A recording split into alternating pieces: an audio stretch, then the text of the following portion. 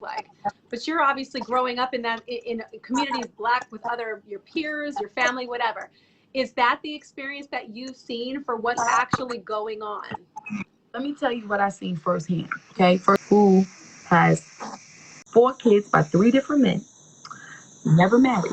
Okay, um, got Section 8. Section 8 vouchers would pay for.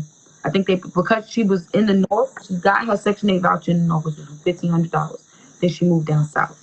So the Section 8 voucher paid for $1,500 of what her rent or what her bills would be, and she would pay the rest. While she was on Section 8, she could not make a certain amount of money. So what she did was she was scammed.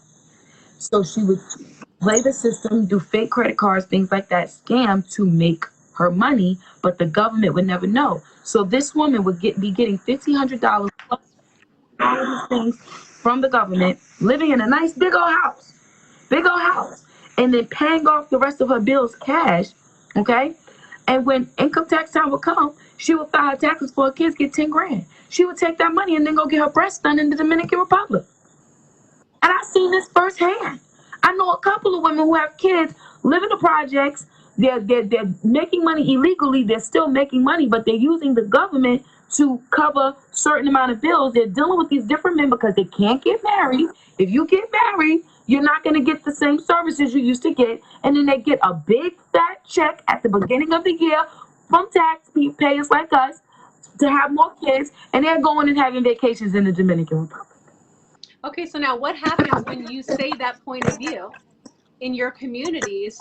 Do you get pushback for Oh, no? no, when I call it out, they know.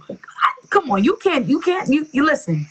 Come on, you can't tell me, oh, that's just, no, you can't. I'm from there. Let me tell you something.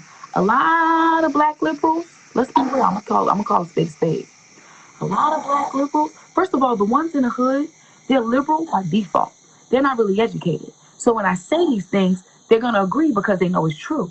But I'm going to tell you, a lot of the Black liberals actually are not even cut from the same cloth that inner city kids are cut from. They actually probably did have parents and then went to college, got indoctrinated, and feel like they're educated. So you'll hear them, they'll be the exception fighting for the injustices of us, but they're not even from the same cloth. A lot of the Black liberals can't come to my hood. They can't come there. They weird. We look at them like weirdos and nerds. Like, you can't come on our block, buddy, telling us that. I can really walk on any block. I can be in the white neighborhood. I could be in the liberal neighborhood, but I could also go back to the ghetto because that's where I'm from. A lot of them, they have these, these educated white liberals that they hang with. And so then they paint to these educated white liberals this agenda that, oh, Black people are oppressed. We went through this, we went through that. But mind you, they had both parents in their household, went to a HBCU, got educated, never had a background, went to jail or nothing. But they seen most of us who have not had that, so they assume, yeah, they're oppressed. They need you to understand. You got to understand a Black man's struggle. But they don't even have the struggle. You can't even come to the ghetto. No, you won't, because you're gonna get robbed. They don't know you. They're gonna rob you. You know what I'm saying? So it's hypocrisy at the highest form. But nobody wants to talk about it. But I can talk about it because I'm Black, which I shouldn't. It shouldn't be because of my color. That is so ungodly.